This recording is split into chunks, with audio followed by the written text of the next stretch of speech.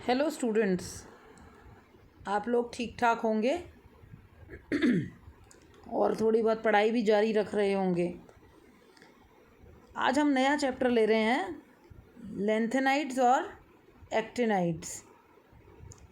सबसे पहले हम लेंथेनाइड्स की अगर बात करें तो आवर्त सारणी में तत्व क्रमांक 57 लेंथेनम तथा तत्व क्रमांक 89 एक्टिनियम के बाद 14 तत्वों की दो श्रेणियां आती हैं, जिन्हें क्रमशः लेंथेनाइड और एक्टिनाइड कहा जाता है।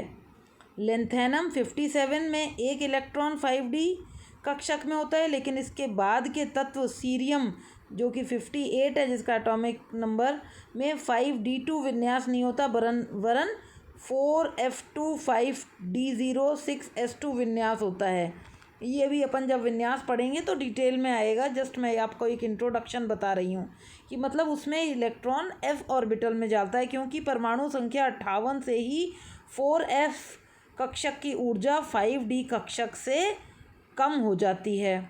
फलतः 58वां इलेक्ट्रॉन आते ही 57वां तथा 58वां दोनों ही इलेक्ट्रॉन 4f कक्षक में चले जाएंगे और आगे के इलेक्ट्रॉन 4f कक्षक में ही भरते जाएंगे, जब तक कि ये कक्षक पूर्ण रूप से न भर जाएं, यानी कि 4f14 वाले इटर्बियम के बाद ही ल्यूटेशियम में इसका 71वां इलेक्ट्रॉन 5d कक्षक में जाएगा और 72वें तत्व में हिप्नियम का विन्यास जिरकोनियम जैसा हो जाएगा। ये डिटेल्स हम आगे बाद में देखेंगे।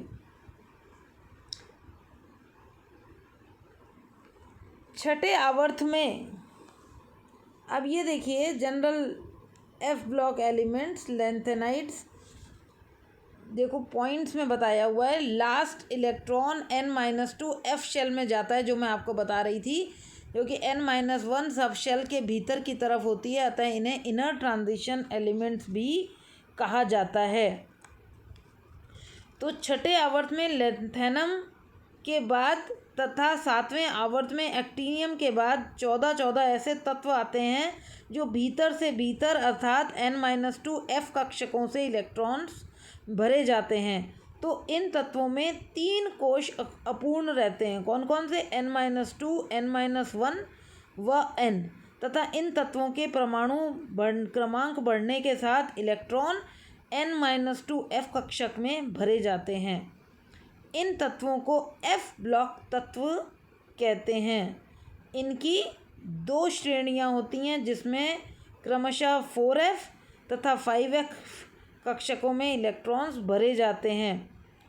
तो 4f ब्लॉक जो कि लेंथेनम के बाद आते हैं, इसलिए इनको लेंथेनाइड भी कहते हैं, और आजकल लेंथेनाइड्स को लेंथेनॉन्स भी कहा जाता है, और इनका सामान्य प्रतीक Ln से किया जाता है। जहाँ हमें केवल लेंथेनाइड लिखना है तो वहाँ हम केवल Ln से ही यूज़ करते हैं। अब जनरल कॉन्फ़िगरेशन लेंथेनाइड्स की n-2 f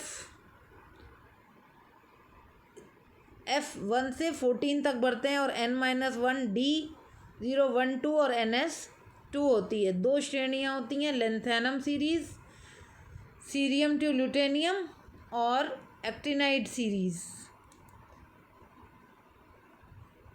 1965 से पहले लॉरेंशियम का सिंबल Lw था,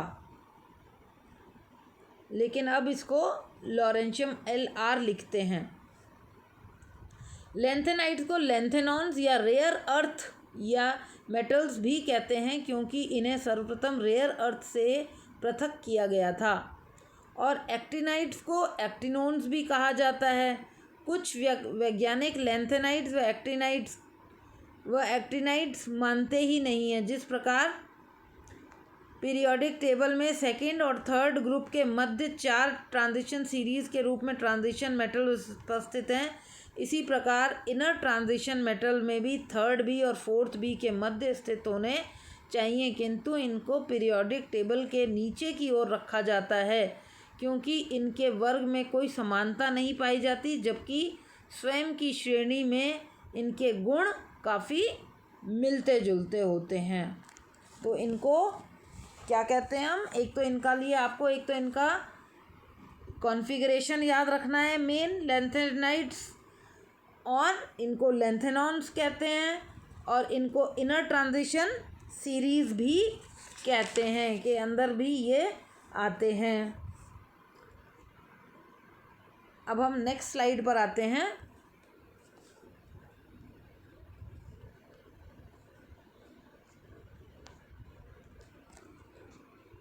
नेक्स्ट स्लाइड में आपको इनके सबके नाम याद होने चाहिए। सिंबल है lanthanum La 4F0 5D1 6S2। अब यहाँ पर कॉन्फ़िगरेशन लैंथेनाइड्स का क्या है, N-2 F raise to the F में इलेक्ट्रॉन्स 1 से 14 तक भरे जाते हैं, और N-1 D। 58 आता है सीरियम 4F2 5D0 4S2। लेकिन यहाँ पे क्या होता है, 4F1 होना कितना चाहिए, 4F1 6D1 6X2, लेकिन F में 2 चले जाते हैं। अब क्या है, उसके बाद है PR यानी कि प्रेसियोडाइमियम 4F1 5D0 6S2। Neodymium 4F4 5D0 6S2। Continuously F electrons भरे जा रहे हैं इनर ट्रांजिशन में। उसके बाद है प्रोमीथियम जिसमें 4F5 5D0 6S2 वैसा ही चल रहा है। Europium 4F7 5D0 6X2। उसके बाद आ जाता है गैडोलीनियम, ये याद रखने वाला है। गैडोलीनियम की क्या हो जाती है, 4F7 5D1 6S2। ये इसकी एबनॉर्मल होती है। अब ये क्यों होती है, क्योंकि 5F जो है वो हाफ फिल्ड हो गया है, इसलिए ये हाफ फिल्ड रहना ही पसंद करता है। तो एक इलेक्ट्रॉन D1 में चला जाता है, ना कि F में आता है। उसके बाद हम आते हैं टर्बियम पे। टर्बियम में 4F9 हो जाता है, ऊपर 5 यहाँ पर D ऑर्बिटल में पुनः 0 आ जाता है, और 6X2। इसी प्रकार से डिस्प्रोजियम, होल्मियम, अर्बियम, थूलियम जिसमें 4F13 5D0 6X2, और इटर्बियम में 4F14 5D0 6X2, और 71 में ल्यूटीरियम में D1 होना चाहिए, 4F14 ही रहता है, 5D1 6S2। तो ये जो हैं इसमें ये एबनॉर्मल 58 यानी कि सीरियम और 64 यानी कि गैडोलियम की एबनॉर्मल कॉन्फ़िगरेशन है। और जो ग्रीन वाले हैं उनकी क्या है, जूडो एबनॉर्मल कॉन्फ़िगरेशन है। लैंथेनाइड्स के इलेक्ट्रॉनिक कॉन्फ़िगरेशंस में इलेक्ट्रॉन 4F सेप्शल में भरे जाते हैं, तथा 4F तथा 5D में एनर्जी डिफरेंस कम होने के कारण स्थायित्व के आधार पर इलेक्ट्रॉन्स का 4F और 5D के मध्य ट्रांजिशन हो जाता है। अब अपन आते हैं नेक्स्ट स्लाइड में। नेक्स्ट स्लाइड है एक्टिनाइड्स का। एक्टिनाइड्स कहाँ से स्टार्ट हो रहे हैं, 89 to 103 तक। अब ये इनके नाम actinium, thorium, प्रोटेक्टियम, uranium, नेपट्यूनियम, plutonium, अमेरिकम, curium, berkelium, californium, इस तरीके से आपको कोई भी आप ट्रिक लगा के इनका नाम याद कीजिएगा। अब इसमें क्या है, N-2 F1 raised to the power 1 to 14 N-1 D और NS2। तो एक्टिनियम का 5F 0 6D1 7S2। थोरियम में 5F0 6D2 7s2, F0 ही रह रहा है लेकिन d ऑर्बिटल में दूसरा आ गया। प्रोटेक्टेनियम में 5f2 6d1 7s2, uranium 5f3 6d1 7s2। तो इनमें जो हैं, जो रेड से दिखाए गए हैं वो क्या हैं, आपके एबनॉर्मल कॉन्फ़िगरेशंस हैं। किन किन में होते हैं, 90 थोरियम, ये मैंने रेड से मार्क किया हुआ है, 90 91 प्रोटेक्टीनियम, 92 यूरेनियम, 93 नेपट्यूनियम, 96 क्यूरियम और 97 बर्केलियम है। और जूडो एबनॉर्मल कॉन्फ़िगरेशन लास्ट वाले में लॉरेंशियम में होती है। तो एक्टिनाइड्स के इलेक्ट्रॉनिक कॉन्फ़िगरेशन में इलेक्ट्रॉन्स 4f सबशेल में भरे जाते हैं तथा 4f तथा 6d में एनर्जी डिफरेंस और भी कम होने के कारण इलेक्ट्रॉन्स का 5f व 6d में 4f व 5d की अपेक्षा अधिक ट्रांजिशन होता है। एक्टिनाइड्स में 5f इलेक्ट्रॉन्स नाभिक की ओर इतने अधिक धंसे रहते हैं, मतलब ज़्यादा, तो इनका सही इलेक्ट्रॉनिक कॉन्फ़िगरेशन ज्ञात करना कठिन कार्य है। तो ये तो हुआ अपना इनकी इलेक्ट्रॉनिक कॉन्फ़िगरेशन। जो एबनॉर्मल वाले हैं उनको आप याद रखिएगा। अब ये देखो, इसमें आज बस हम ऑक्सीडेशन स्टेट्स के बारे में देख लेते हैं। अब ये लेंथेनम में जब आप ये कॉन्फ़िगरेशन, जब इनके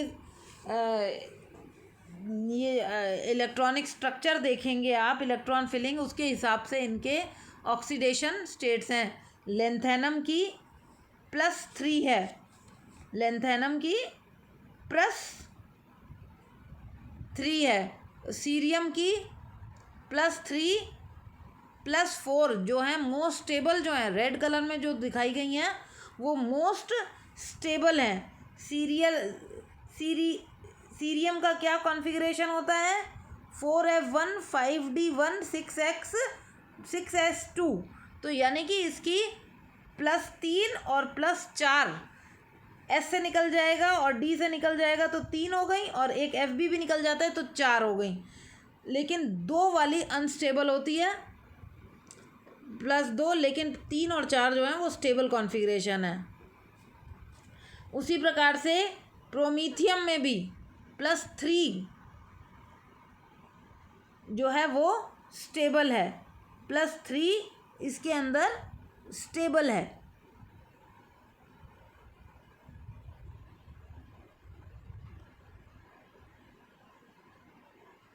उसके बाद समेरियम में +2 और +4 तो अनस्टेबल है, लेकिन +3 स्टेबल है।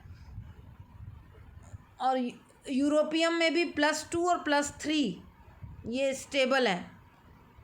+2 कम स्टेबल है लेकिन स्टेबल है। इस तरीके से ये इनकी ऑक्सीडेशन स्टेट्स, जब आप इनको कंपैरिजन करेंगे इनके इलेक्ट्रॉनिक स्ट्रक्चर से, तो आपको इनकी ऑक्सीडेशन स्टेट्स समझ में आ जाएंगी।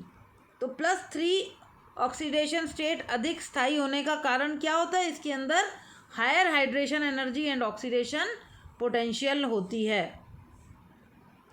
और स्टेबिलिटी ऑर्डर क्या रहता है, 2 ऑक्सीडेशन स्टेट्स का, यूरोपियम में सबसे ज़्यादा, फिर टर्बियम में, फिर सेमेरियम में, और नियोडीमियम सबसे कम है स्टेबल। और stability orders of 4 oxidation states में सीरियम, टर्बियम, नियोडाइमियम और प्रोसियम जो है वो उसका सबसे कम होता है।